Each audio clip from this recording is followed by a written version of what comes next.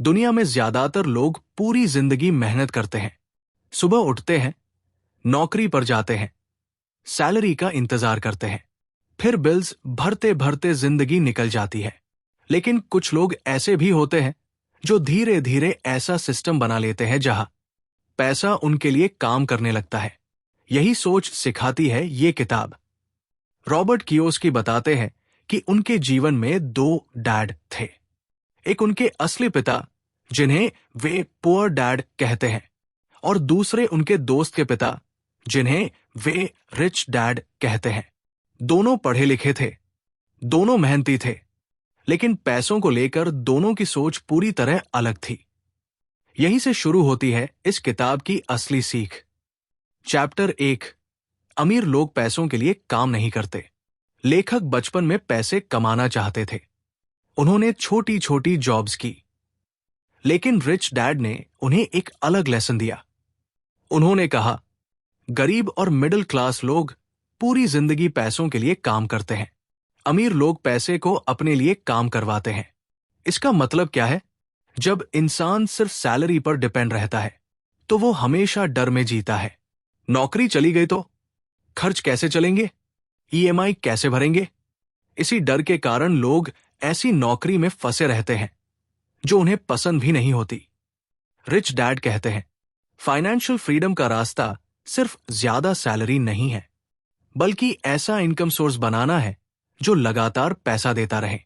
Chapter 2, assets और liabilities का खेल। यह किताब की सबसे फेमस सीख है। एसेट क्या है? ऐसी चीज जो आपकी जेब में पैसा डाले। एग्जाम्पल्स: किराए वाला घर, investment, business, stocks, royalty income. Liability क्या है? ऐसी चीज जो आपकी जेब से पैसा निकाले।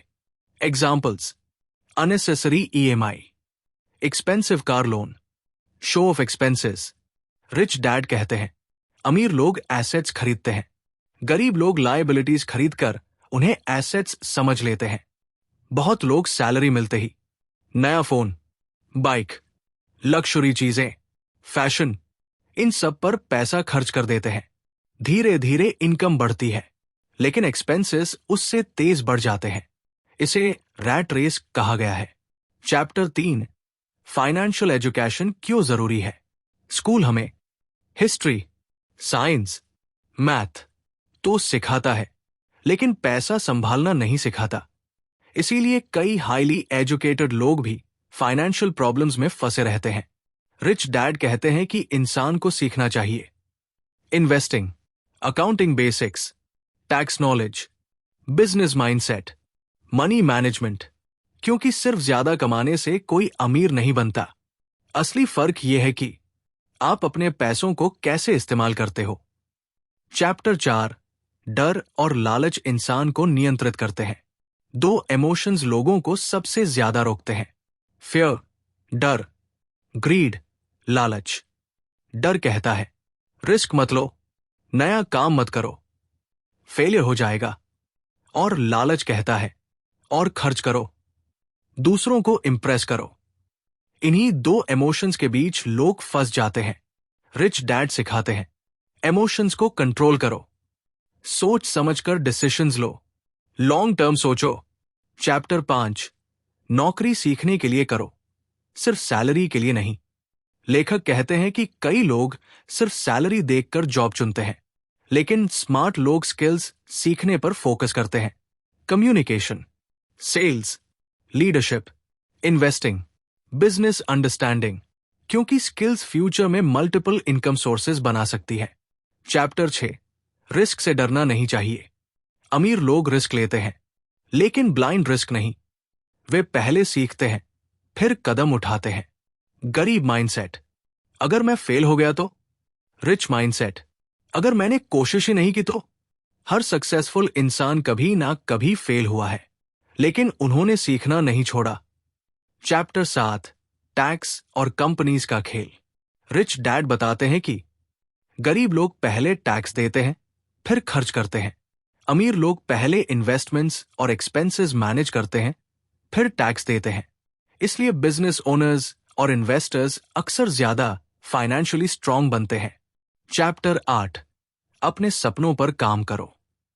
कई लोग अपने ड्रीम्स छोड़ देते हैं क्योंकि लोग क्या कहेंगे, पैसे नहीं है, कॉन्फिडेंस नहीं है।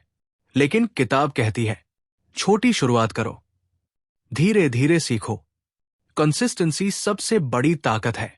किताब का सबसे पावरफुल मैसेज, फाइनेंशियल फ्रीडम का मतलब सिर्फ बहुत पैसा होना नहीं है, बल्कि ऐसा जीवन बनाना है जहां पैसा आपकी जिंदगी को कंट्रोल न करे। इस किताब से क्या सीख मिलती है? पैसे की समझ जरूरी है, एसेट्स बनाओ, सिर्फ सैलरी पर डिपेंड मत रहो, स्किल्स सीखते रहो, फियर को कंट्रोल करो, लॉन्ग टर्म सोचो। पैसा बचाने से ज्यादा इंपॉर्टेंट है पैसा ग्रो करना। 2 मिनट इमोशनल एंडिंग। कल्पना करो, 2 लोग एक ही शहर में रहते हैं। पहला इंसान पूरी जिंदगी सैलरी का इंतजार करता है। हर महीने बिल्स आते हैं, स्ट्रेस आता है और सपने धीरे धीरे छोटे होते जाते हैं। दूसरा इंसान धीरे धीरे सीखता है, पैसा कैसे काम करता है, इन्वेस्टमेंट कैसे होती है, इनकम सोर्सेस कैसे बनते हैं। शुरुआत छोटी होती है, लेकिन समय के साथ उसका पैसा उसके लिए काम करना शुरू कर देता है। यही फर्क है हार्ड वर्क और स्मार्ट फाइनेंशियल थिंकिंग के बीच।